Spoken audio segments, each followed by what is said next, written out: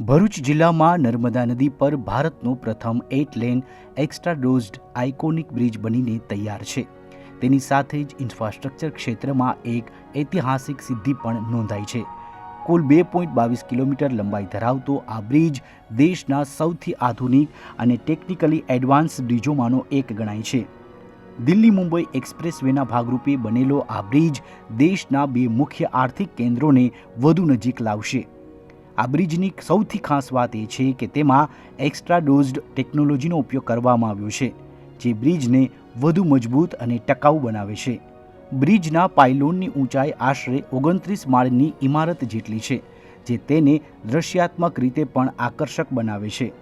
બ્રિજમાં આધુનિક German technology અને high strength કેબલ્સનો ઉપયોગ કરવામાં આવ્યો છે, જે તેની સુરક્ષા અને દીર્ઘકાલીન ટકાઉપણું સુનિશ્ચિત કરે છે।